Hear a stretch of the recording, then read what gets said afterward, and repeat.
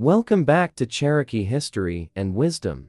Tonight, we journey deep into the ancient heart of the Smoky Mountains, into a sacred landscape where water still carries memory, where mist still moves through the forests as it did centuries ago, and where the spirit of the Cherokee people remains alive within the mountains.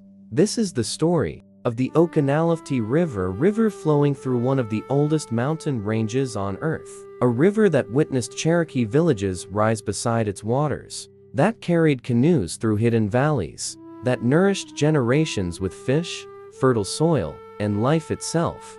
But to the Cherokee people, the Oconaluftee was far more than a river. It was sacred. Its waters were believed to hold spirit, balance, and connection between humanity and the natural world.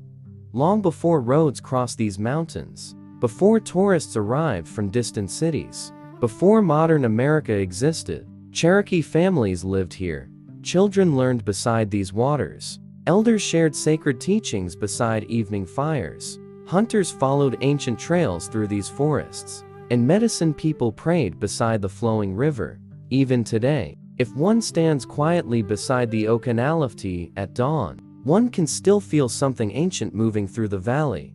The sound of flowing water, the whisper of wind through hemlock trees, the distant cry of an eagle, all seem to carry echoes from another age.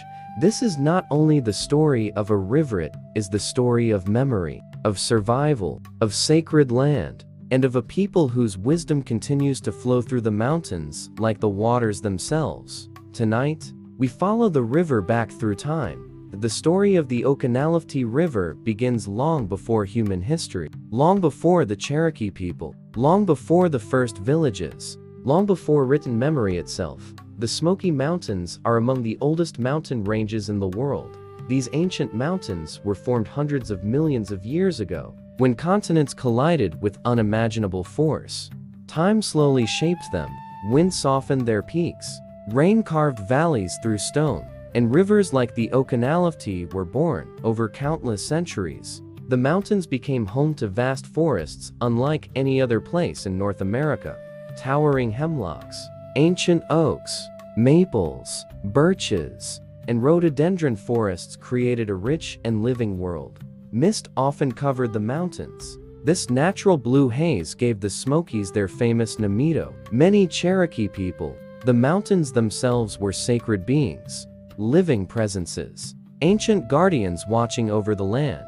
The forests provided medicine, the rivers provided fish, the valleys supported villages and crops, the mountains gave protection, and through every season, the Oconaluftee River flowed steadily through the heart of it all. Spring brought melting snow and rushing waters. Summer filled the valley with green life and birdsong. Autumn transformed the mountains into oceans of gold and crimson, and winter covered the forests in silence. The Cherokee observed these seasonal rhythms carefully.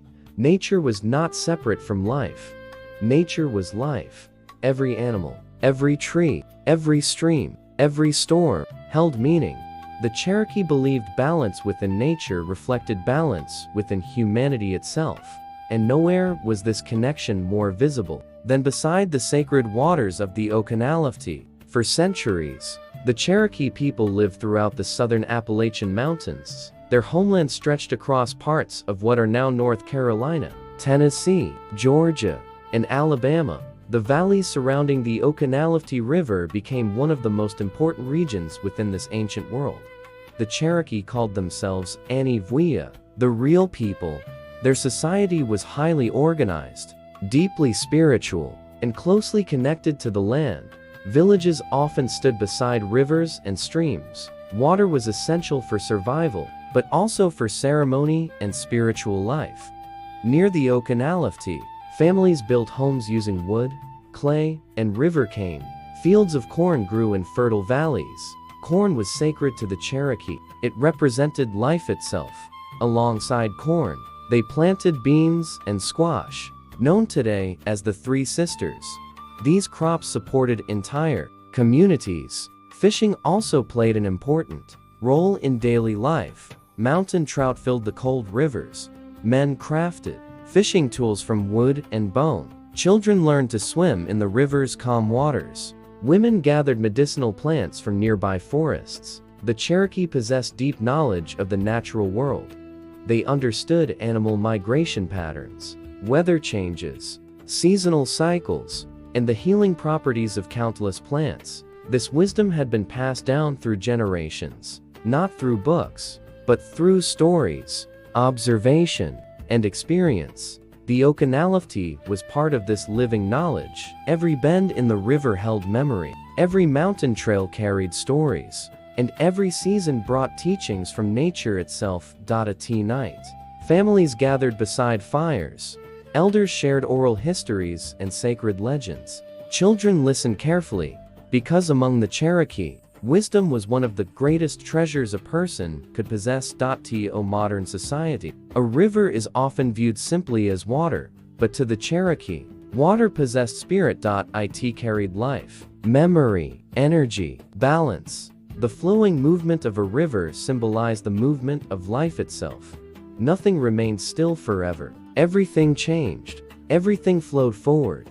The Cherokee believed purification through water helped restore harmony between body, spirit, and nature.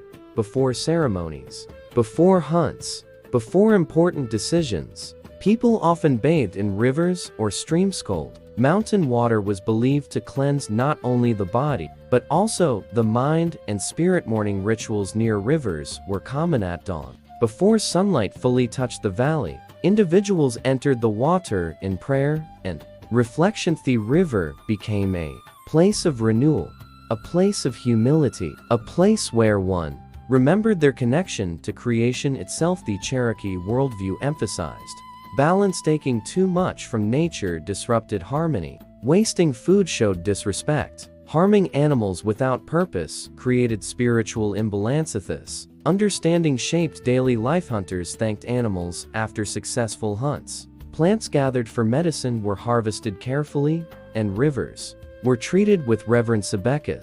Water sustained every living thing. Some Cherokee traditions spoke of rivers as pathways between worlds, places where the visible and invisible met. Mist, rising above water, carried mystery, especially in the Smoky Mountains, where fog often drifted silently through the valleys. Even today, many visitors describe feeling an unusual peace beside the Oconaluftee River, silence different from ordinary silence, a stillness that feels ancient, perhaps because certain places hold memory for longer than humanity realized. Perhaps sacred rivers never truly forget the people who once walked beside them.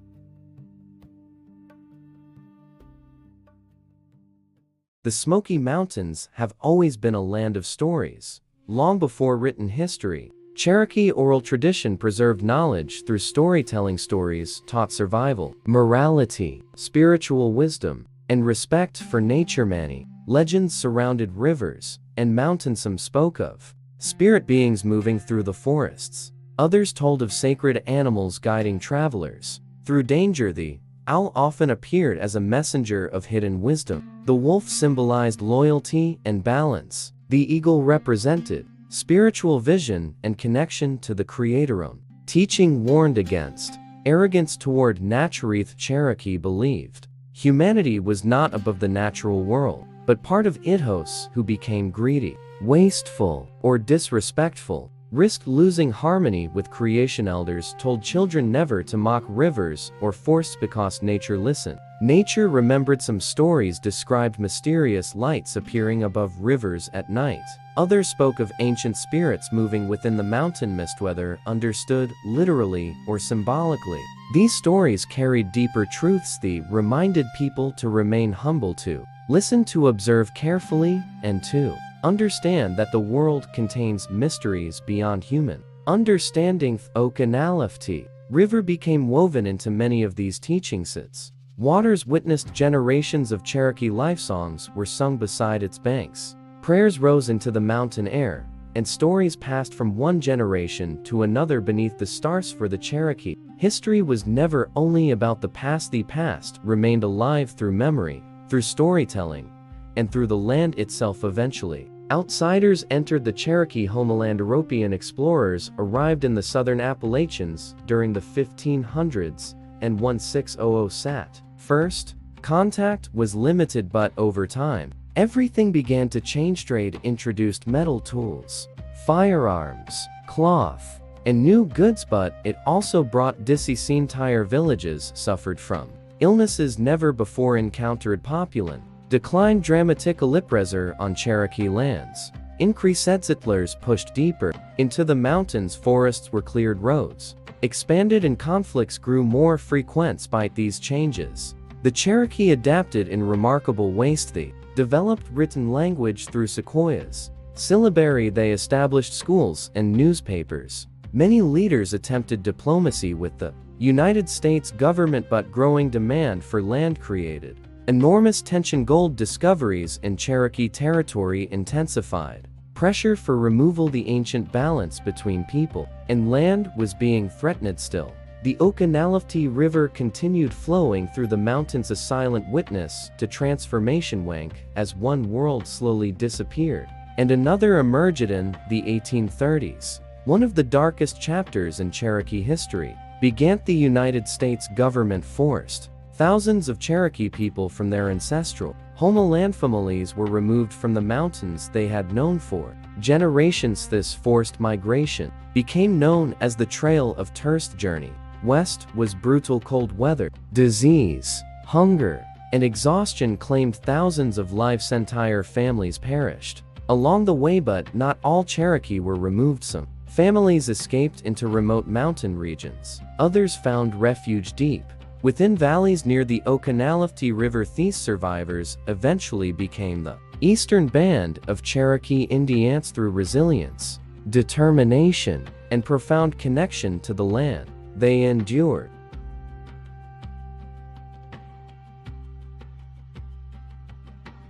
The mountains helped protect them, and the river remained beside them through every hardship.